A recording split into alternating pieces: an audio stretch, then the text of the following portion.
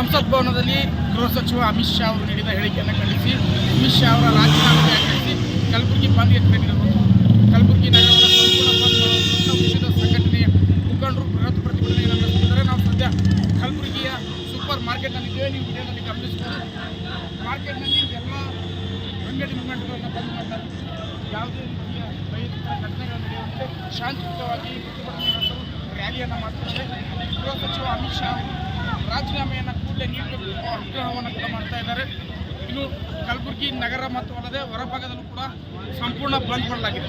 Super market, ಕೇಂದ್ರ bus ನಿಲ್ದಾಣ ಸೇರಿದಂತೆ ಹಲವು ಕಡೆಗಳಲ್ಲಿ ಪ್ರತಿಭಟನೆ ಧರಣಿಯನ್ನು ನಡೆಸುತ್ತಿದ್ದಾರೆ. ಟೈರ್ಗೆ ಬೆಂಕಿ ಹಚ್ಚಿ ಆಕ್ರೋಶವನ್ನು ವ್ಯಕ್ತಪಡಿಸ್ತಾ ಇದ್ದಾರೆ. ನಗರದ ನಗರೇಶ್ವರ ಶಾಲೆಯಿಂದ DC ಕಚೇರಿವರೆಗೆ ಬೃಹತ್ ಮೆರವಣಿಗೆ ಮೂಲಕ ಆಗಮಿಸುತ್ತಿರುವಂತಹ ಪ್ರತಿಭಟನಾ ನಿರತರು ಅಮಿತ್ ಶಾ ಅವರ ರಾಜೀನಾಮೆಯನ್ನು ನೀಡಲೇಬೇಕು ಎಂಬುವಂಥ ಆಗ್ರಹವನ್ನು ಮಾಡ್ತಾರೆ. ಈ ಕುರಿತು ಮಾತಾಡೋದಕ್ಕೆ ನಮ್ಮ ಜೊತೆ ಕೆಲ ದಲಿತ ಮಹಿಳಾ ಹೋರಾಟಗಾರಿದ್ದಾರೆ. ಅವರನ್ನು ಮಾತಾಡಿಸ್ತಾ ಹೋಗ್ತೇನೆ.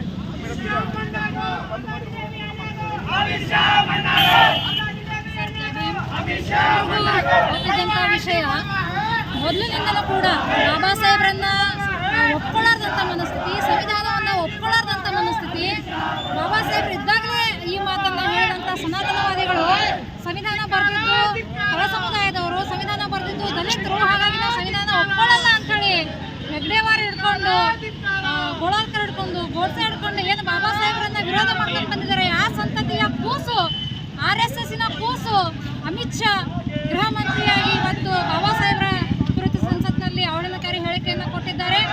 ಬಾಬಾ ಸಾಹೇಬ್ರ ಸಂವಿಧಾನದಿಂದ ಏನು ಗಡಿಪಾರಾಗಿ ಹೋಗ್ಬೇಕಾಗಿರೋ ವ್ಯಕ್ತಿ ಬಾಬಾ ಸಾಹೇಬ್ರ ಕಾನೂನಿನಿಂದ ಇವತ್ತು ಗೃಹ ಮಂತ್ರಿ ಆಗಿದ್ದಾರೆ. ಬಾಬಾ ಸಾಹೇಬ್ರು ಕೊಟ್ಟ ಅನ್ನ ತಿಂದು, ಬಾಬಾ ಸಾಹೇಬ್ರು ಕೊಟ್ಟ ಅಧಿಕಾರ ಅನುಭವಿಸಿ ಇವತ್ತು ಅಂಬೇಡ್ಕರ್ ಅನ್ನುವುದು ಫ್ಯಾಷನ್ ಆಗಿದೆ ಅಂತ ಹೇಳ್ತಕ್ಕಂಥ ಒಂದು ತುಚ್ಛ ಮನಸ್ಥಿತಿಗೆ ಬಂದಿದ್ದಾರೆ. ಅಂತಂದ್ರೆ ಇನ್ನೂ ಅಂಬೇಡ್ಕರ್ ಅವರ ಬಗ್ಗೆ ಎಷ್ಟು ದ್ವೇಷ ಇರಬೇಕು ಸನಾತನವಾದಿಗಳಲ್ಲಿ ಅಂತ ಹೇಳಿ.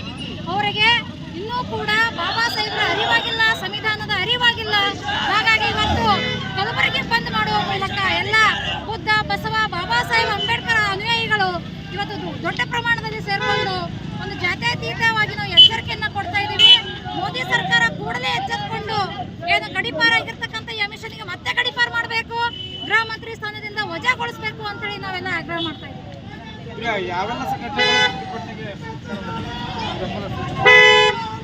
ಬೆಂಬಲ ಸೂಚಿಸಿದವರು ಸಂವಿಧಾನವನ್ನು ಪ್ರೀತಿಸುವ, ಪ್ರಜಾಪ್ರಭುತ್ವವನ್ನು ಗೌರವಿಸುವಂಥವ್ರು ಎಲ್ಲರೂ ಕೂಡ ಒಂದು ಸಮಾಜ ಅಂತ ಹೇಳಿಲ್ಲ, ಎಲ್ಲರೂ ಪ್ರತಿಯೊಬ್ಬರು ಕೂಡ ಇವತ್ತು ಈ ಹೋರಾಟದಲ್ಲಿ ಭಾಗಿಯಾಗಿದ್ದಾರೆ. ಬುದ್ಧ, ಬಸವ, ಅಂಬೇಡ್ಕರ್, ಪೇರಿಯಾರು, ಕನಕದಾಸರು, ಅಂಬಿಗರ ಚೌಡಯ್ಯ, ಟಿಪ್ಪು ಸುಲ್ತಾನ, ಸ್ವಾಮಿ ನಾರಾಯಣ ಗುರುಗಳು, ಕುವೆಂಪು ಅವರು ಎಲ್ಲರನ್ನ ಒಳಗೊಂಡು ಎಲ್ಲರನ್ನ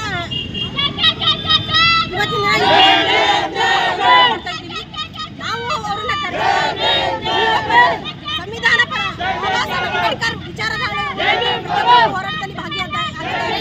ನಮ್ಮ ಬೇಡಿಕೆ ಇಷ್ಟೇ, ಸಂವಿಧಾನ ಪ್ರಜಾಪ್ರಭುತ್ವದಿಂದ ಅಮಿತ್ ಶಾ ಇವತ್ತು ಸಂಸತ್ನಲ್ಲಿ ಕುಳಿತಿದ್ದಾರೆ. ಅವರು ಈಗಾಗಲೇ ಗಡಿಪಾರಾಗಿದ್ದಾರೆ. ಅವ್ರನ್ನ ಇನ್ನೊಂದ್ಸಲ ಗಡಿಪಾರ ಮಾಡಬೇಕು. ಅವರು ಈ ಕೂಡಲೇ ರಾಜೀನಾಮೆ ಕೊಡಬೇಕು. ಈ ನಾಡಿನ ಜನತೆ ಮುಂದೆ, ಈ ದೇಶದ ಜನತೆ ಮುಂದೆ ಅವರು ಬರೀ ನ್ಯಾಷನಲ್ ಚಾನೆಲ್ ಮುಂದೆ ಅವರು ಕ್ಷಮೆ ಕೋರಬೇಕು. ಇದು ನಮ್ಮ ಹೋರಾಟದ ಬೇಡಿಕೆ, ಮುಖ್ಯ ಬೇಡಿಕೆಗಳಾಗ. ಆಮೇಲೆ ಈ ಮುಂದೆ ಯಾರು ಕೂಡ ಬಾಬಾ ಸಾಹೇಬ್ರ ಬಗ್ಗೆ ಮಾತಾಡಬೇಕಾದ್ರೆ ವಿಚಾರ ಮಾಡಿ ಮಾತಾಡಬೇಕು. ಈ ಹೋರಾಟ ಇಲ್ಲಿಗೆ ಸ್ಥಗಿತ ಆಗಲ್ಲ.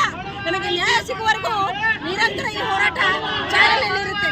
ಇನ್ನಷ್ಟರಲ್ಲೇ ಬೆಂಗಳೂರಿನ ಫ್ರೀಡಂ ಪಾರ್ಕ್ನಲ್ಲಿ, ದೆಹಲಿಯ ಜಂತರ್ ಮಂತರ್ನಲ್ಲೂ ಕೂಡ ನಾವು ಲಕ್ಷಾಂತರ ಜನ ಒಗ್ಗೂಡಿ ಇದಕ್ಕಿಂತ ಹೆಚ್ಚಿನ ಪ್ರಮಾಣದಲ್ಲಿ ನಾವು ಹೋರಾಟ ಮಾಡಕ್ಕೆ ಸಿದ್ಧವಾಗಿದ್ದೇವೆ.